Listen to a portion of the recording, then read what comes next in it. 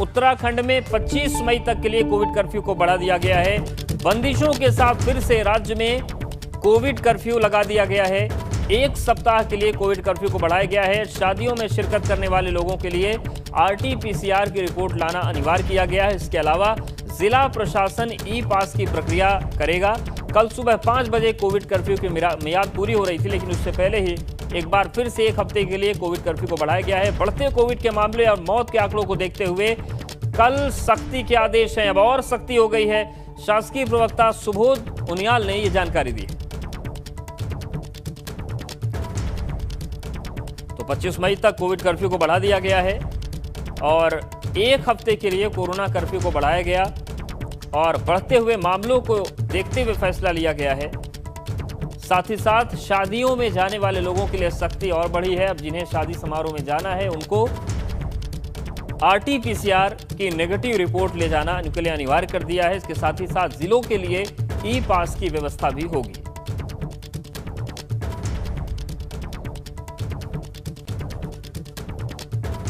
उत्तराखंड में Covid curfew को बढ़ाया गया है। जिस तरीके से मामले बढ़ रहे हैं, जिस तरीके से मौत का आंकड़ा बढ़ रहा है, उन सब के बीच अब 25 मई तक कोविड कर्फ्यू को एक्सटेंड किया गया है और इस बार जो नियम है वो पहले से ज्यादा सख्त किए गए हैं।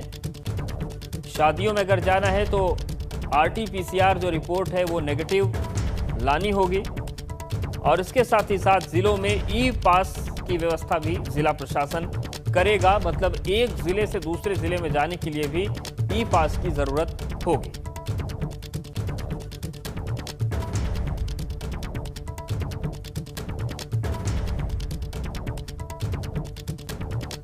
और विनोद हमारे साथ जुड़ गए देहरादून से। विनोद, जिस तरीके से कोविड कर्फ्यू को बढ़ाया गया है, क्या वजह रही? क्या अभी भी स्थितियां गड़बड़ चल रही हैं उत्तराखंड में और नई सख्ती कौन कौन सी है? जी अवधेश, देखिए कल कोविड कर्फ्यू की मियाद सुबह 5 बजे खत्म हो रही है, लेकिन राज्य सरकार की ओर से जो जानकारी है अब आगामी 25 मई तक कोविड कर्फ्यू को बढ़ा दिया गया है, जिसकी जानकारी शासकीय प्रवक्ता सुबोध उनियाल के माध्यम से दी गई है। और इस बार सख्ती और भी ज़्यादा रहेगी क्योंकि अब ये माना जा रहा है कि जो मामले बढ़ रहे हैं उसमें एक शादी का होना बहुत ही एक कारण बनता जा रहा है, क्योंकि बड़ी संख्या में लोगों की शादी हो रही थी और ऐसे में जो शादी में शिरकत करने वाले लोग हैं उनकी कारण संख्या में बढ़ोतरी का भी एक कारण माना जा रहा है, जिसके चलते एक सख्ती बरतते हुए अब राज्य सरकार ने ये फैसला लिया है कि इस बार जो शादी होगी उसमें जो शादी में शिरकत करने वाले लोग होंगे उनको भी अपनी RT-PCR की रिपोर्ट लानी होगी, तभी वो शादी समारोह में शामिल हो सकते हैं। इसके साथ साथ में ई पास की भी व्यवस्था अब डिस्ट्रिक्ट टू डिस्ट्रिक्ट करने के लिए जिला प्रशासन की ओर से निर्देशित कर दिया है कि वो ई पास की भी व्यवस्था करे। अब तमाम जो सख्ती पूर्व में देखी जा रही है वो तो रहेगी ही, लेकिन आगामी 25 मई तक उत्तराखंड में कोविड कर्फ्यू को बढ़ा दिया गया है और लगातार उत्तराखंड में कोविड केसेस बढ़ रहे हैं और उसके साथ साथ अवधेश मौत के आंकड़े सब लोगों को डरा रहे हैं, क्योंकि यही वजह है कि जो मौत के आंकड़े हैं वो चिंता का सबब बने हुए हैं। चिंता इस बात की है कि बढ़ते कोविड संक्रमण पर कैसे रोकथाम हो, जो मौत के आंकड़े हैं उस पर कैसे विराम लगे। कल सुबह 5 बजे तक कोविड कर्फ्यू की मियाद खत्म होनी थी, लेकिन शाम तक एक आधिकारिक पुष्टि और एक आधिकारिक आदेश कोविड कर्फ्यू का 25 मई तक के लिए हो जाएगा। यानी कि विनोद ये कह सकते हैं कि उत्तराखंड में कोविड अब जो सख्ती है वो पिछले साल के कंप्लीट लॉकडाउन की तरह ही हो गई है, बस नाम कोरोना का है। सख्तियां सब वैसे ही, पहले भी पास की जरूरत पड़ती थी, अब फिर से पड़ेगी। तो कुल मिलाकर हालात वही हैं, पैनिक ना हो इसलिए उसको कंप्लीट लॉकडाउन का नाम नहीं दिया जा रहा है।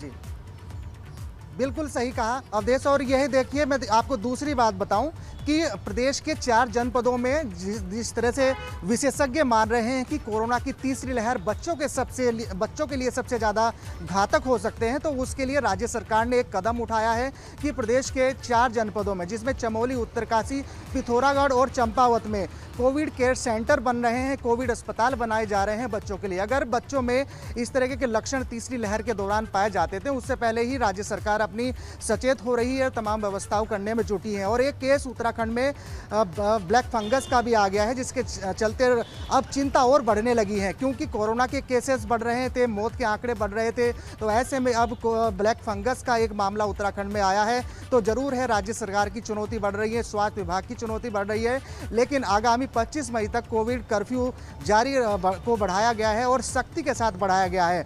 और पुलिस प्रशासन और तमाम जितने भी पुलिस अधिकारियों को निर्देशित किया गया है कि सख्ती अधिक से अधिक हो, ताकि जो बढ़ती कोरोना संक्रमण की चेन है उसको तोड़ा जाए। आदेश बिल्कुल विनोद, सख्ती तो बढ़ रही है, लेकिन स्वास्थ्य सेवाओं की क्या हालत है? अब लोगों को बेड, ऑक्सीजन, वेंटिलेटर मिल पा रहे हैं या नहीं मिल पा रहे हैं? जी अवधेश, देखो थोड़ी सी हल्की सामान्य स्थिति हुई है, और ऐसे में जहां एक तरफ 9,000 के केस उत्तराखंड में आ रहे थे, तो अब करीब 4,500 के केस उत्तराखंड में आ रहे हैं। तो इससे थोड़े कोविड के केसों में थोड़ी सी राहत तो जरूर हुई है, लेकिन मौत के आंकड़े बढ़ते जा रहे हैं। और उसके चलते चाहे ऑक्सीजन की दिक्कत हो या फिर बेडों में जो बेडों की दिक्कतें हो रही थी, अस्पतालों में उपलब्ध नहीं थे, तो हल्की जरूर राहत लोगों को मिल रही है।